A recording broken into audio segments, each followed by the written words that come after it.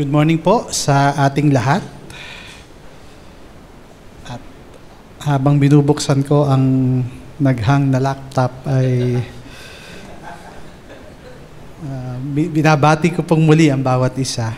By the way po, ang sumulat o ang nagkatha at nag-preach ng ating sermon ngayong hapon na ito ay si Reverend, may backup ako, Reverend Stephen Tiart. At siya po ay pastor ng Australian Reformed Church. At tayo po ay nagagalak na mayroong mga resources na available po para sa atin pong sermon reading. Yun po.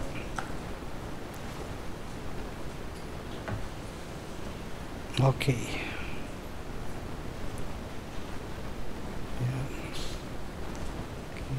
Baka bumukas mamaya. Okay. Tayo po muna ay sumandaling manalangin.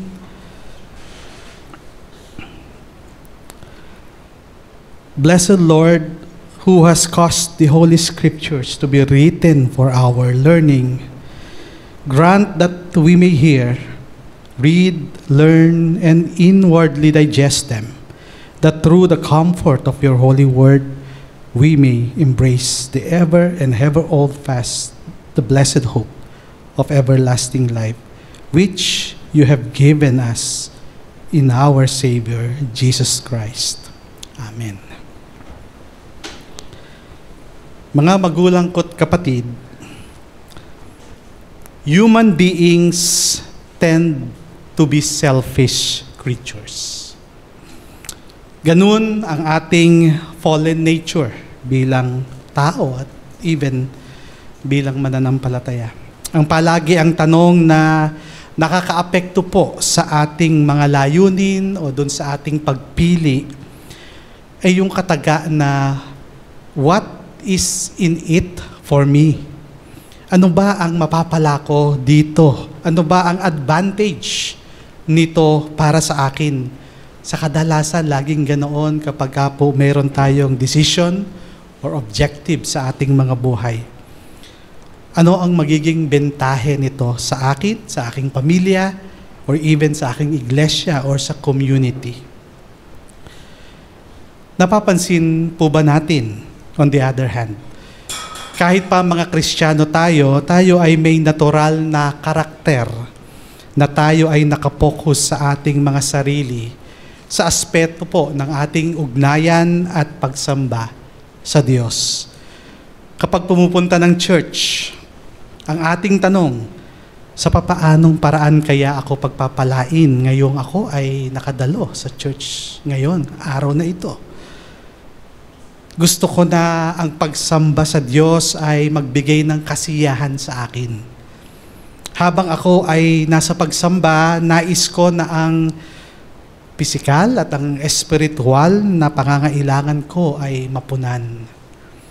Naiisip ko at ipinapanalangin kung papaano ang Diyos ay nagpala at nagpatawad sa akin at kung papaano niya ako iniingatan. May mga tanong pa tayo na mga thoughts na maganda na ang sermon na mapapakinggan ko ngayon ay puno ng personal application.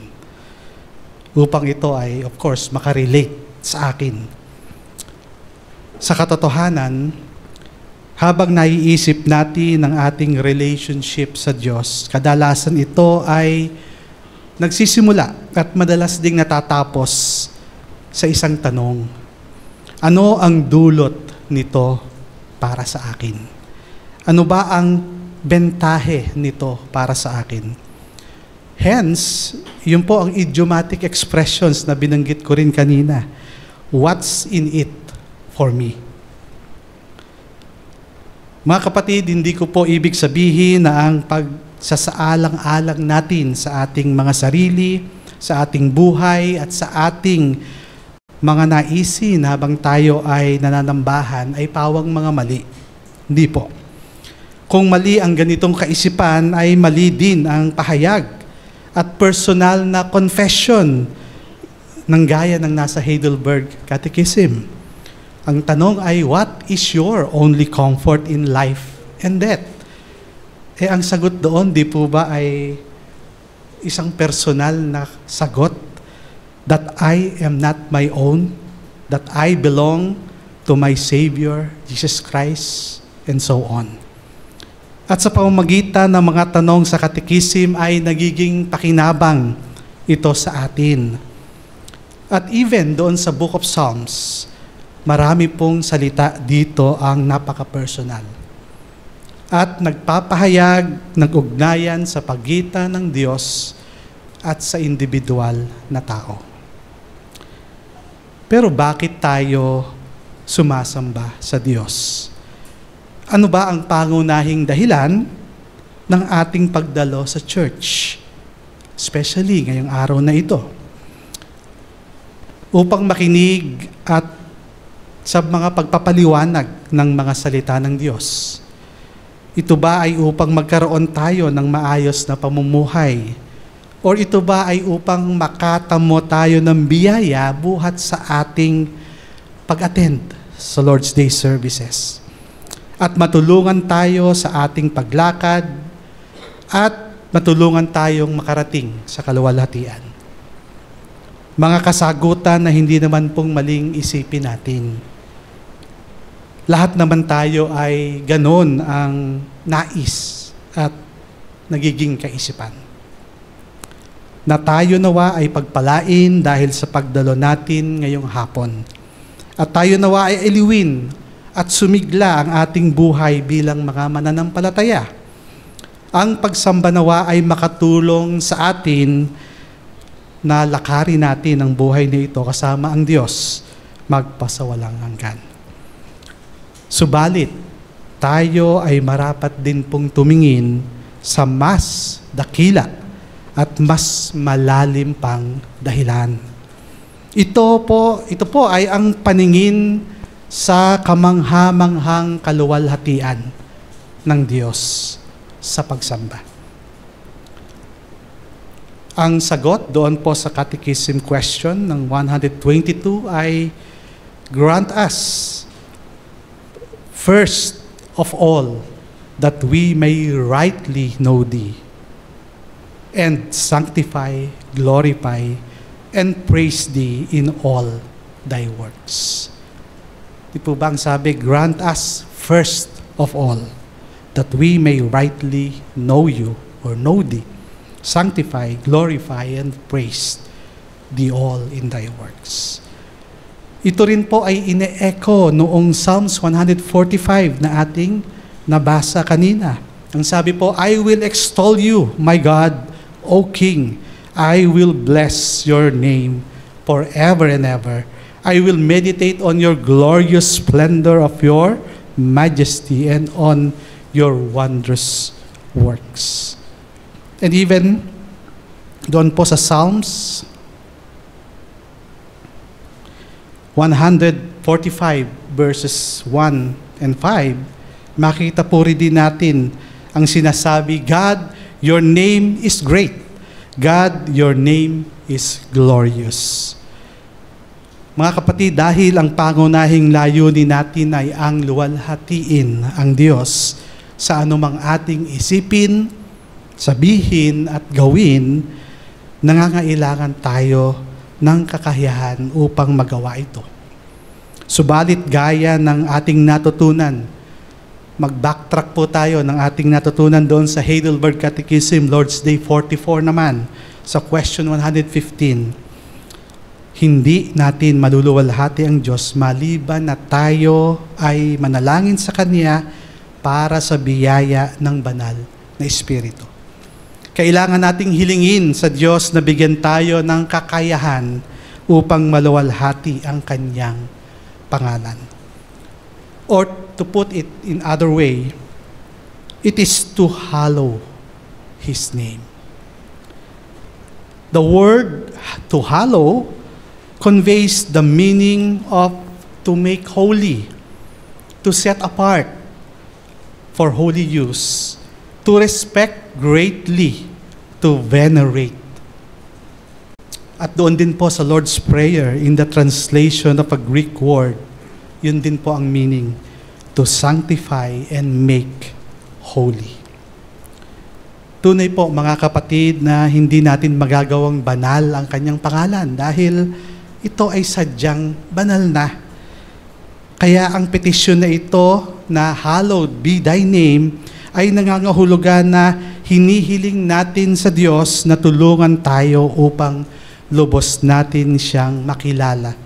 Not just superficially, inadequately, or improperly, but rightly and sincerely.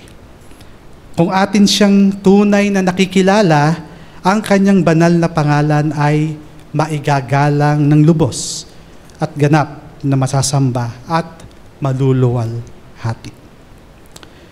As the Catechism teaches us, when we pray, hallowed be thy name, we are praying a request, a petition, that we might get a sense of wonder of the glory of God's name. We pray that through what God says and does might get a better understanding of God's own glory. And so in response, we will praise and honor His name in all our thoughts, works, or words and deeds. Kaya po ngayong hapon, ipapahayag po ang pangangaral ng salita ng Diyos as given to us in this first petition under the following theme. At nakita niyo po yung title ng atin pong sermon, May we live to hallow God's name, na mayroon pong dalawang sermon points. May His name be hallowed in us, and may His name be hallowed through us. Sa unang sermon points, mga kapatid, totoo naman po, nasa pangkalahatan, tayo po ay mga makasarili.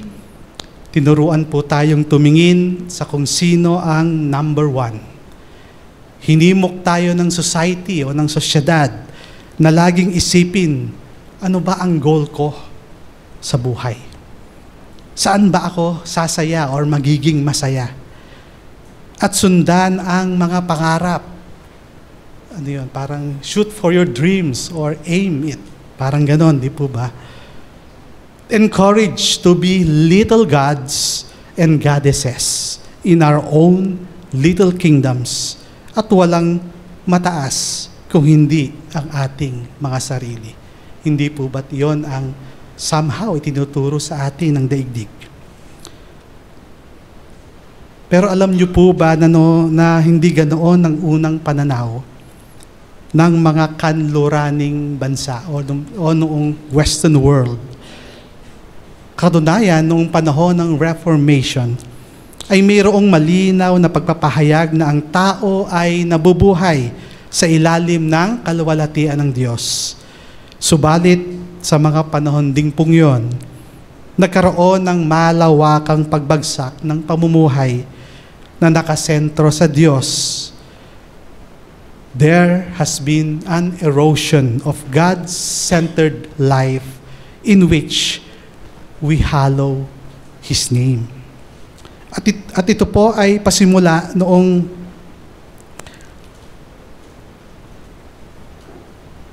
kung tawagin ay the era of enlightenment na umiral noong panahon ng 16th and 17th century. Para po ating ma-refresh natin yung kasaysayan, nagkaroon po sa panahong yon ng malaking pagpapalit, the Great Exchange, mula sa pagkilala sa salita ng Diyos bilang pamantayan sa buhay, napunta po ito sa tinatawag na human-centered reasoning or yung rational explanation. Ito daw ay isang hakbang or attempt upang mabuksan ang mga nakatagong hiwaga ng mundo kahit hindi isaalang-alang ang Diyos. ang kanyang mga gawa at ang kanyang mga salita. Ang focus sa Diyos ay naalis at natuon ito sa tao sa kanyang sariling pangangatuwiran. It was a refusal to acknowledge God's almighty power, His wisdom, His goodness, His righteousness, mercy, and truth as displayed in His works.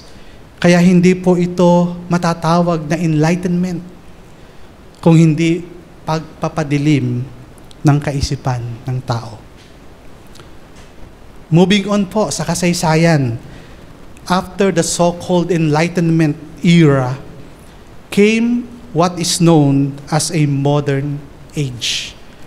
Dumako tayo doon sa panahon sa modernong panahon.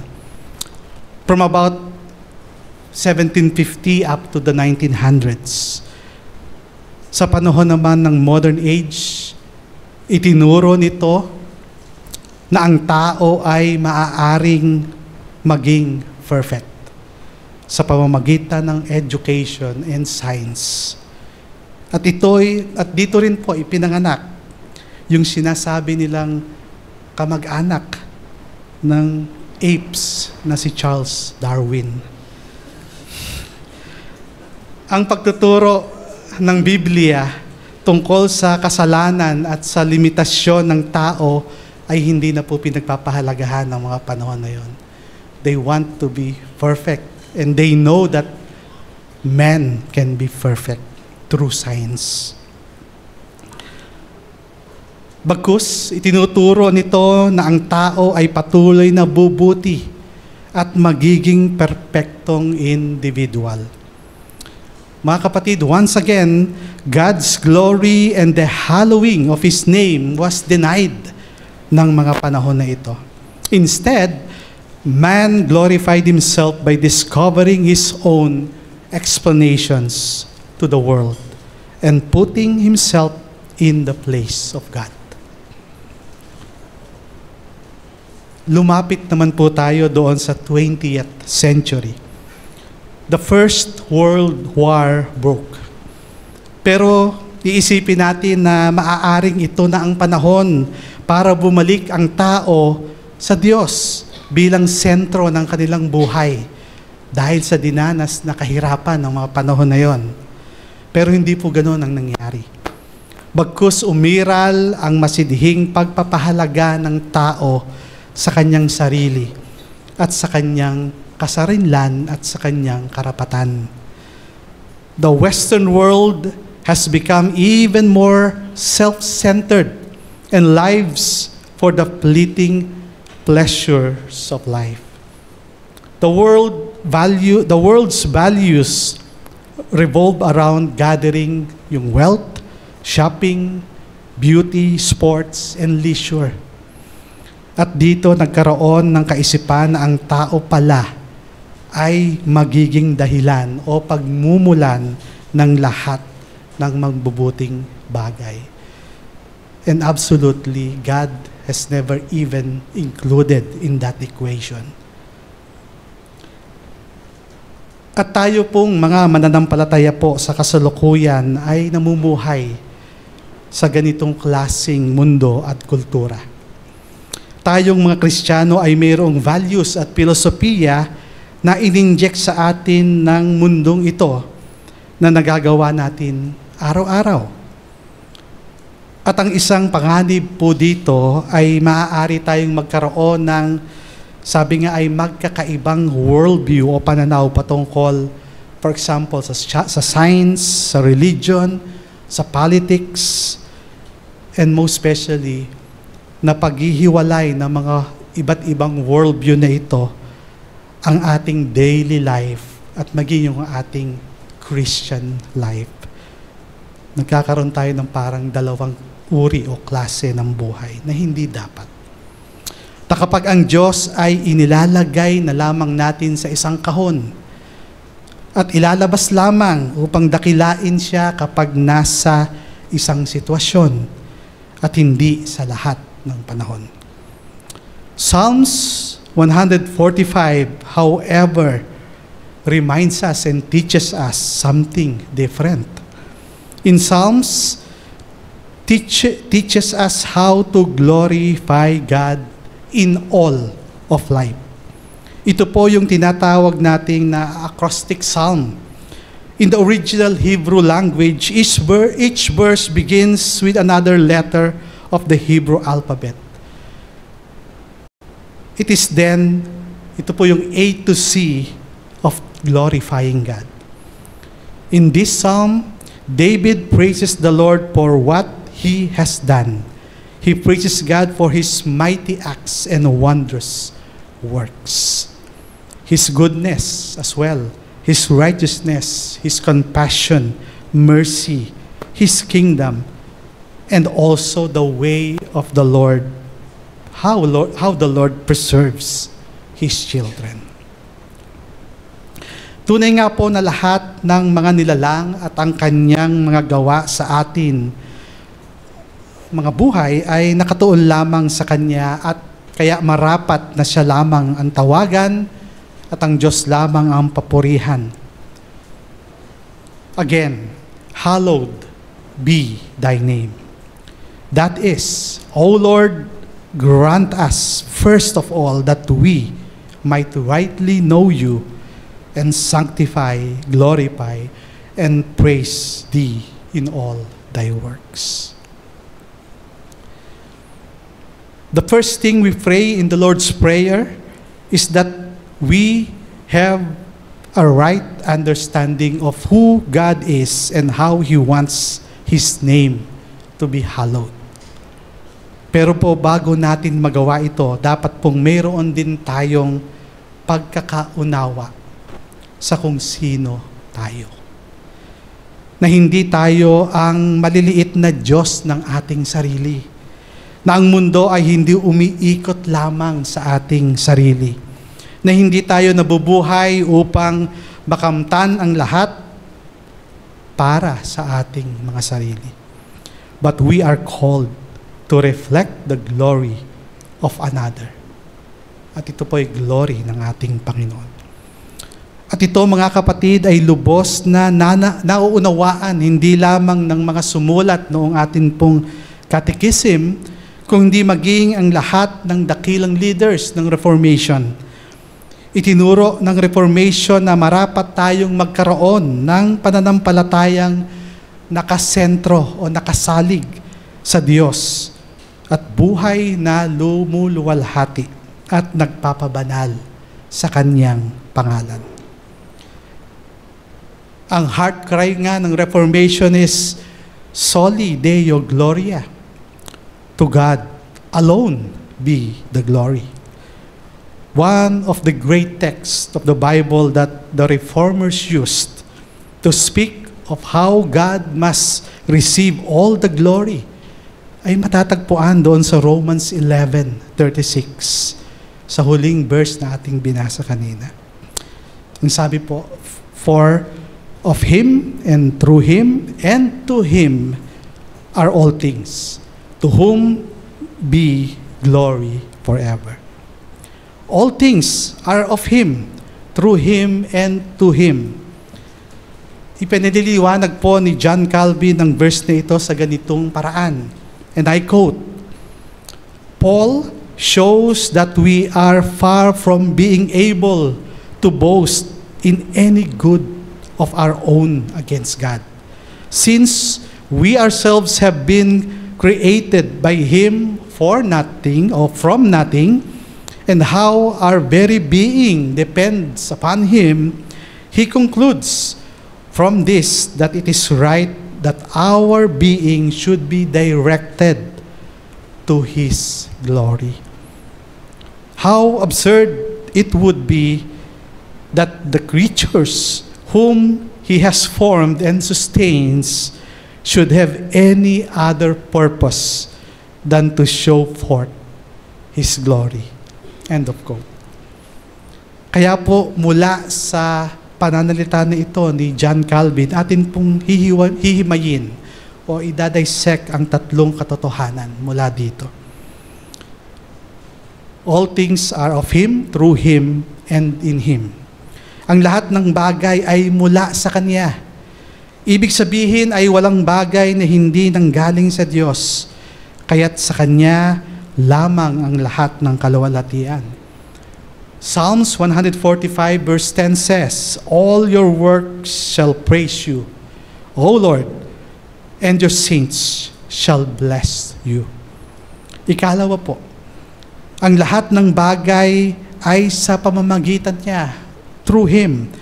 Na ibig sabihin na hindi lamang niya nilalang ang lahat ng bagay kung hindi Kanya pa itong pinagtitibay at iniingatan.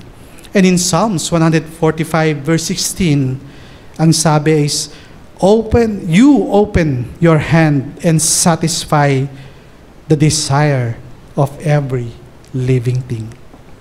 At ikatlo po, ang lahat ng bagay ay para sa Kanya.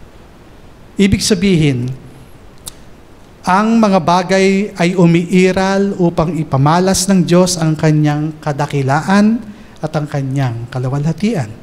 Psalms 145 verses 11 to 12, ang sabi ay, Your works shall speak of the glory of your kingdom, and talk of your power, to make known to the sons of men His mighty acts and the glorious majesty of His kingdom. Maging ang Romans chapter 11 verse 36, mga kapatid, ay napakagandang kapahayagan ng pagpupuri. Kapahayagan na ang Diyos ang Alpha at Omega ng lahat ng bagay. Kaya siya ay marapat makatanggap ng kaluwalhatian. At maging sa konteksto ng Romans 11:36, ipinapahayag din dito ang pinakadakilang gawa ng ating Diyos, ang ating kaligtasan. Dahil sa Kanyang biyaya at sa Kanyang kapangyarihan, kaya tayo naligtas at naging anak niya. At ang lugar kung saan niya ipinakikita ang Kanyang kadakilaan, ang Kanyang kapangyarihan, Kanyang karunungan, kabutihan, katwiran, yung Kanyang kahabagan at katotohanan, ay andoon po sa pagtubos niya sa atin, sa pamamagitan ng pagsugo ng Kanyang bugtong na anak upang iligtas ang tao para sa Kanya. When He was on earth, our Lord Jesus confessed in John 12:27 and 28. And He said, Now my soul is troubled, and what shall I say? Father, save me from this hour. But for this purpose I came to this hour. Father, glorify your name. And then a voice came from heaven saying, I have both glorified it and will glorify it again. Mga kapatid, ang pangalan ng Diyos ay naluwalhati sa pagdating ni Kristo. Dahil sa buhay ng Panginoong Jesucristo at ang Kanyang mga gawa, nakita ng mundo ang maluwalhating paghahari ng Diyos. But it is in the death and the resurrection of Christ where the justice and mercy of God come together that calls us to exclaim, Glory to God in the highest. Great is the Lord, and greatly to be praised. And this is also, brothers and sisters, how we need to reflect our own personal salvation, on our only comfort, on how various doctrines benefit us from when we see what God has done in us, how He has taken away our sin and our guilt, how has breathed life into dead bones, how He has made us a new creation. hindi na nga po siguro natin maiisip pa ano ba ang benepisyo natin makukuha sa Diyos. Dahil magagawa lamang natin ay ang mamangha sa ating manlilikha, ating tagapagligtas, at malamang po ay aawit na lamang tayo ng papuri sa ating Diyos. To God be the glory, great things He has done. Tutungo naman po tayo sa ikalawang sermon points. May this be hallowed. May His name be hallowed through us. Mga kapatid, sa sermon na ito, nakita po natin ang malinaw na kaugnayan ng hallowing God's name and glorifying Him. Hindi po ito isang makabagong idea. Katunayan, doon po sa Genevan Catechism, naipaliwanag po ni John Calvin ang petition na hallowed be thy name sa mga sumusunod na pananalita. And again, iko-quote ko po yung sinabi ni John Calvin, the name of God is His renown. O ang pangalan ng Diyos, yon ang kanyang katanyagan at pagkakakilanlan, with which He is celebrated among men. We pray then that His glory may be exalted above all and in all things. Itinuro ni John Calvin dito na lahat sa ating buhay ay dapat ayon sa ikaluluwalhati ng ating Diyos. At papansinin din po natin ang Heidelberg Catechism na nagsasabi ng kaparehong mensahe.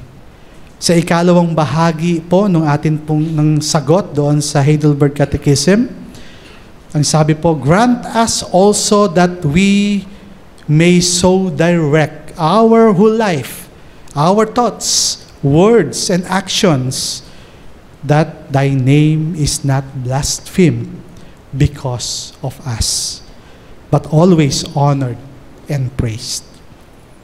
To glorify God, to hallow His name, is to honor and praise Him in all that we think, say, and do.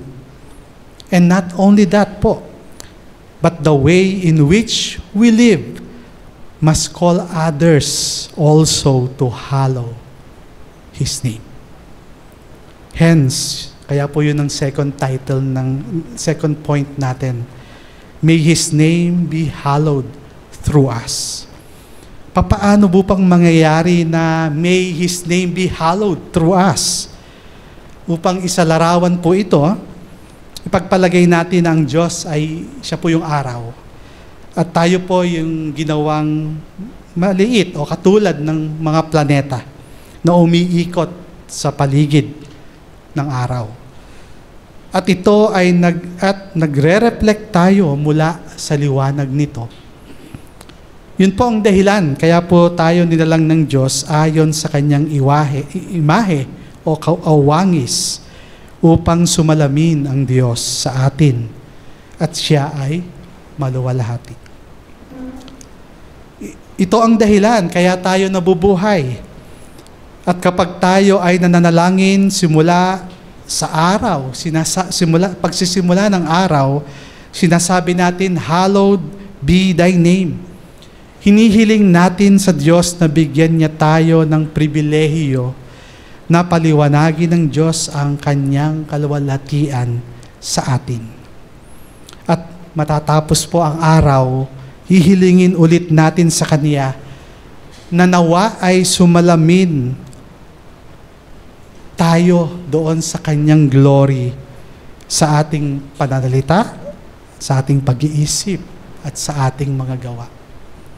Di po ba, minsan tayo ay nananalangin sa Panginoon, paano ba ako nagsalita, gumawa ngayong araw na ito?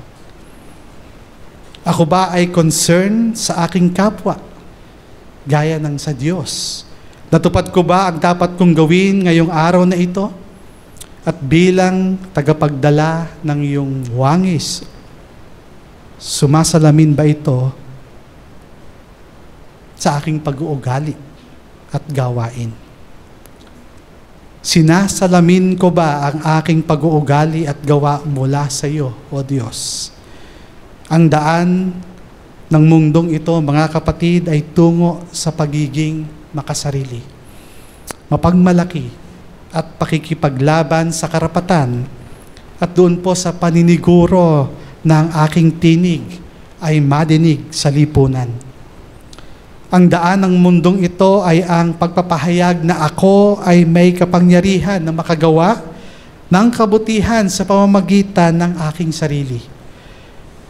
Pero bilang tunay na mga anak ng Diyos, hindi natin nais na makita tayo ng tao sa ating mga sariling kaparaanan. Kung hindi, makita nila ang Diyos na nasa atin, upang matanggap ng Diyos ang karapatang paggalang at papuri. How is that going for you? Sapat na ba sa atin na ang ating pangalan ay nakikita o nakikilala ng marami? Ano ba yung itatawag natin sa ating mga itatayong business? Ano ba ang magandang slogan ng business na ito?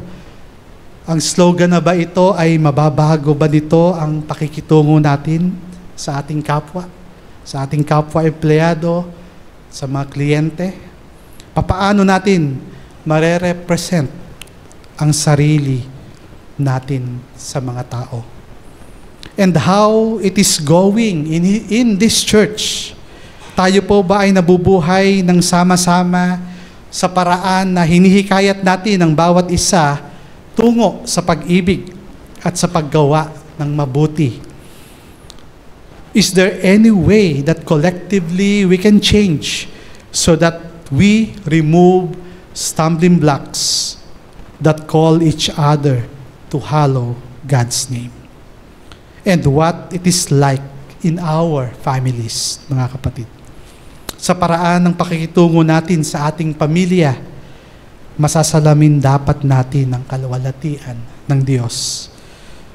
Sinabi po sa Psalms 145 verse 4, "One generation shall praise your works to another, and shall declare your mighty acts." Sadly, we do not reflect the holiness and glory of God as we should. We have all sinned and fall short of the glory of God. Even as Christians, we are often self-centered and think more having our own name honored and praised than God's. Kaya po, say si R.C. Imus, what the Apostle Paul wrote in Romans 2, verse 24, that says, "The name of God is blasphemed among the Gentiles because of you," ay totoo po. Yes, we can point to those in the world who live in darkness and to oppose anything to do with the light.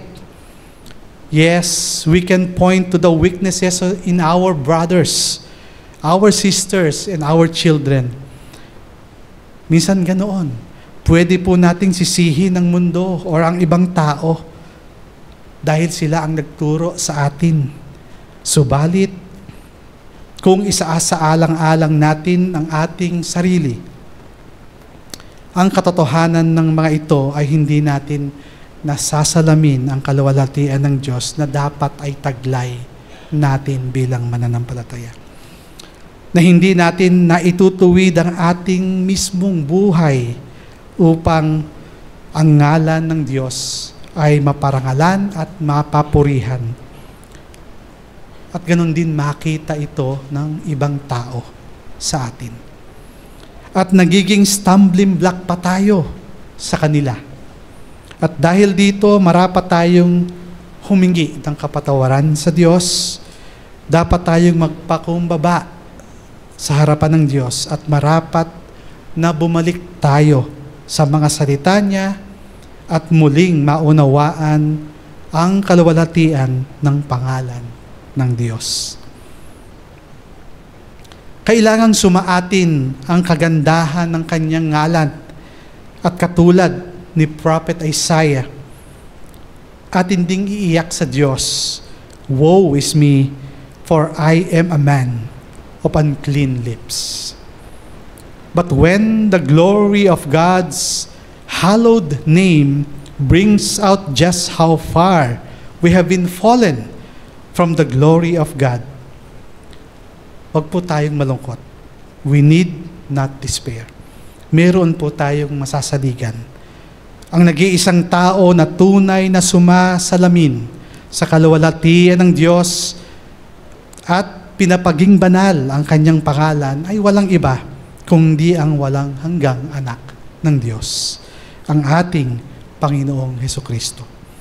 Ipinamalas niya ang fullness ng kaluwalhatian ng Diyos.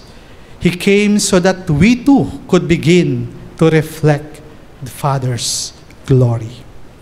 And in Romans 11:26, ito po ay quotes from the Old Testament saying, "The deliverer will come out of Zion, and he will turn away ungodliness from Jacob." Kaya po in Christ, we can begin every day anew. And in Christ, we can begin again to reflect the glory of God. And we may be able to hallow His name. Pero mga kapatid, no matter how much we try, no matter how much we strive, no matter how much work we did, our hallowing of the name of God is but a small beginning. Bakit po?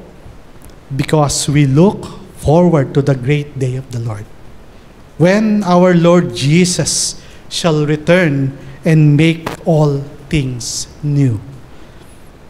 And then we too will bow down before the throne of God, saying, "You are worthy, O Lord, to receive glory and honor and power. For you created all things, and by your will they exist and were created." Ito po ay sinabi sa atin ng Revelation 4:11. Then, our selfishness and self-centeredness will be done away with. Then, we will glorify God, just as we were created to do. Hallowing, sanctifying, glorifying, honoring, and praising His great and holy name. And this is our prayer. Maranatha, come, Lord Jesus, that the King of glory might receive the honor due to His name. Amen.